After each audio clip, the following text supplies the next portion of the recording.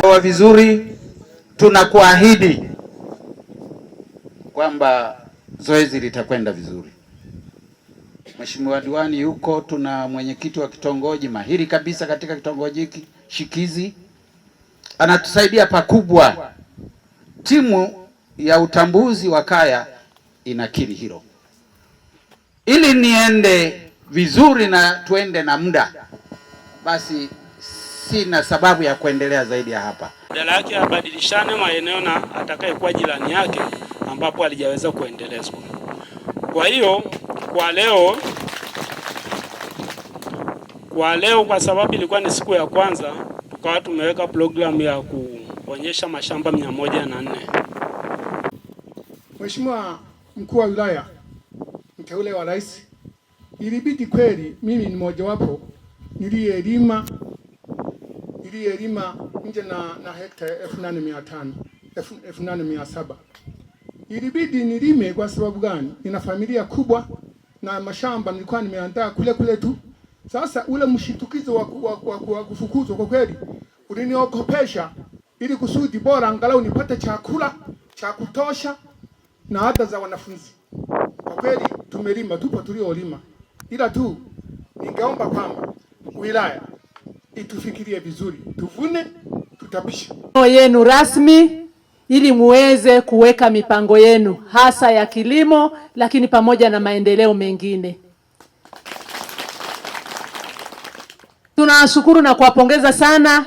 Mmekuwa chachu kubwa ya maendeleo na mmekuwa ni sehemu kubwa ya kupunguza njaa katika eneo letu hili la Uvinza.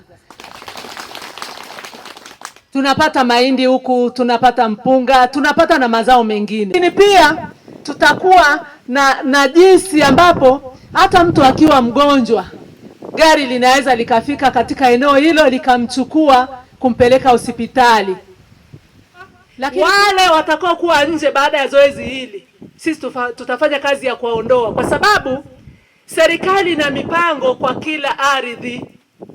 Eneo lile lingine unaweza ukakuta umeangukia eneo la vitalu vya halmashauri, unaweza ukajikuta umeangukia kwenye eneo la narco, unaweza ukakuta umeangukia TFS, unaweza ukakuta umeangukia maeneo ambapo mkurugenzi amepanga kwa ajili ya wawekezaji, kwa ajili ya mashamba na kadhalika. Kwa hiyo kila eneo linakuaga na mipango kwa ajili ya matumizi bora ya ardhi. Kwa hiyo tusiendelee tena kuwa na vurugu. Hapa tu ni kwamba serikali imeona hawa ni wananchi wetu, lazima tuwawekee mipango mizuri ili hata watoto wetu wapate fursa ya kusoma, wananchi wetu wapate fursa ya kupata matibabu, lakini pia wapate njia ya kutoka na kuingia pale wanapofanya shughuli zao za kilimo, shughuli zao za ufugaji na kadhalika. Wananchi tumeelewana? Si ndio? Watu wameshalima, hatutatamani kuvuruga pia mashamba, si ndio? Eneo litalimwa kama lilivyolimwa, lakini sio litalimwa, limekwisha limwa, lakini tutapanga, si ndio? Sasa pale ambapo shamba limeangukia ni la Omari, labda la mwenyekiti tuseme, lakini amelima Hidaya hapa, tutatumia busara, hatuwezi kwenda kufyeka sasa mazao ya mtu. Lakini eneo hili la nani? La Hidaya, si ndio? Tunaelewana pia? Mmefaidika. Tunatamani katika mpango wa maendeleo ya eneo letu la Uvinza, mkurugenzi tumwambie aweke kwenye bajeti kuanza kujenga madarasa.